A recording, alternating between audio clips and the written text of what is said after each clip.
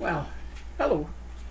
Welcome to day 27 of reading Acts in January. I am Pastor Rick Williams of Zion Lutheran Church, and we'll get two more readings to go today and tomorrow. So I hope you've been with us for this journey, and I hope you've been enjoying it. One comment I wanted to make, I had talked about the voyages of Paul and a little bit about maybe the timeline for Paul's voyages.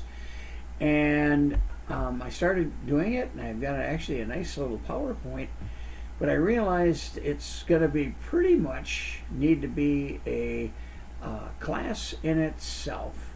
So what I'm going to do is that's going to be my opening class for February. We're going to look at the voyages of Paul and the timeline of Paul. We're actually going to look at not only when his voyages were and how long they were, but we'll take a look at when and where he wrote some of his different letters. So join me for that on Monday, February 1st.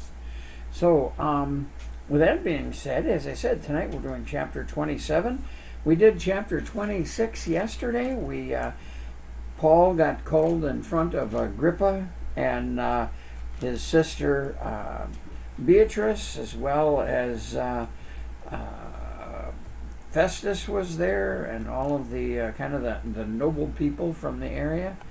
And he pled his case. He told them his story, and all the way from his beginning as a young Jew and the things that he did as a Pharisee, up to his encounter in Damascus, on the road to Damascus with Jesus. And he filled them in on that whole story. I mentioned yesterday how one of the interesting things about it is that it seems that Paul kind of went into a little more detail into his conversation with Jesus on the road to Damascus. And one of the things that was added yesterday in that reading was the part where Jesus says to Paul, I am sending you to open their eyes so that they may turn from darkness to light and from the power of Satan to God, and they may receive forgiveness of sins and to a place among those who are sanctified by faith in me. So, Paul's outlining what his mission is. And after he gets done, Agrippa and Festus talk, and they say, hey, we don't find anything, wrong with this man, anything worth imprisonment, anything worth death. And they basically say it's kind of a shame he asked to be sent to Caesar, because if he hadn't asked to be sent to Caesar, they would have set him free. So, anyway, that leads us to chapter 27, the title of which is Paul Sails for Rome. And when it was decided that we should sail for Italy, they delivered Paul and some other prisoners to a centurion of the Augustan cohort named Jairus. Embarking in a ship of Adamariath, which is about to sail to the ports along the coast of Asia, we put to sea, accompanied by Aristarchus, a Macedonian from Thessalonica. The next day we put in at Sidon, and Julius treated Paul kindly and gave him leave to go to his friends and be cared for. And putting out to sea from there, we sailed under the lee of Cyprus, because the winds were against us. And when we had sailed across the open sea along the coast of Cilicia and Pamphylia, we came to Myra in Lycia. There the centurion found a ship of Alexandria sailing for Italy, and put us on board. We sailed slowly for a number of days, and arrived with difficulty off Cnidus, and as the wind did not allow us to go further, we sailed under the lee of Crete to Salmone, coasting along it with great difficulty, we came to a place called Fair Havens, near which was the city of Lasea. Since much time had passed and the voyage was now dangerous, because even the fast was already over, Paul advised them, saying, Sirs, I perceive that the voyage will be with injury and much loss, not only of the cargo and the ship, but also of our lives. But the centurion paid more attention to the pilot and to the owner of the ship than what Paul said. And because the harbor was not suitable to spend the winter, the majority decided to put out to sea from there, on the chance that somehow they could reach Phoenix, a harbor of Crete, facing both southwest and northwest, and spend the winter there. Now when the south wind blew gently, supposing that they had obtained their purpose, they weighed anchor and sailed along Crete, close to the shore. But soon a tempestuous wind, called the northeaster, struck down from the land, and boy, I got a page turn with these thin pages here. And when the ship was caught and could not face the wind, it gave way to it, and they were driven along, running under the ice of the lee of a small island called Cauda. We managed with difficulty to secure the ship's boat. After hoisting it up, they used supports to ungird the ship. Then, fearing that they would run aground on Syrtis, they lowered the gear, and thus they were driven along. Since we were violently storm-tossed, they began the next day to jettison the cargo, and on the third day they threw the ship's tackle overboard with their own hands. When neither sun nor stars appeared for many days, and no small tempest lay on us, all hope of our being saved was at last abandoned. Since they had been without food for a long time, Paul stood up among them and said, Men, you should have listened to me and not have set sail from Crete and incurred this injury and loss. Yet now I urge you to take heart, for there will be no loss of life among you, but only the ship. For this very night there stood before me an angel of God, to whom I belong and whom I worship, and he said, Do not be afraid, Paul.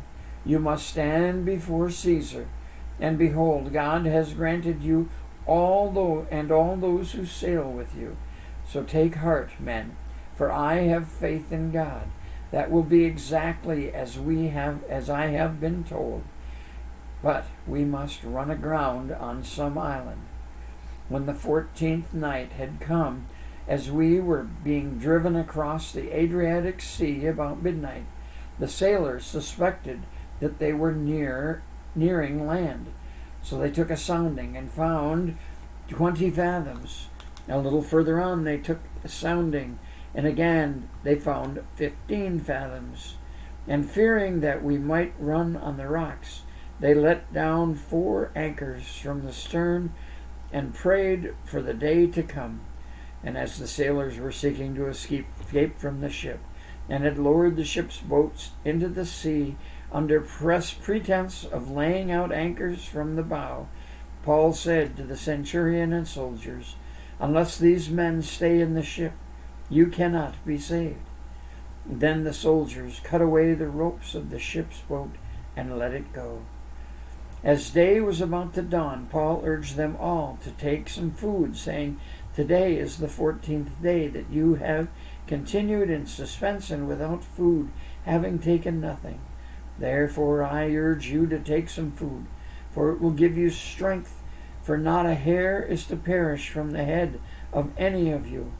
And when he had said these things, he took bread, and giving thanks to God in the presence of all, he broke it and began to eat. And they all were encouraged and ate some food themselves. We were in all 276 persons in the ship. And when they had eaten enough, they lightened the ship, throwing out the wheat into the sea. Now when it was day, they did not recognize the land, but they noticed a bay with a beach on which they planned, if possible, to run the ship ashore. So they cast off the anchors and left them in the sea, at the same time loosening the ropes that tied the rudders. Then, hoisting the foresail to the wind, they made for the beach. But striking a reef, they ran the vessel aground. The bow struck and remained immovable, and the stern was being broken up by the surf. The soldiers' plan was to kill the prisoners, lest any should swim away and escape. But the centurion, wishing to save Paul, kept them from carrying out their plan. He ordered those who could swim to jump overboard first and take for the land, and the rest on planks or on pieces of the ship. And so it was that all were brought safely to land. Wow. Well, that's pretty interesting. Heck of a storm. The problem was winter was coming, and the ships did not sail in the open water during the winter months because of the unpredictability of the storms and the rough seas.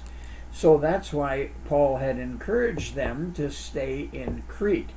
I've read somewhere that part of the reason they felt that the boat owner and the captain wanted to make the voyages, if they had stayed in Crete, there's a good possibility they might have taken a different ship in the spring, and these guys would have lost out on the money that they were getting for hauling these prisoners.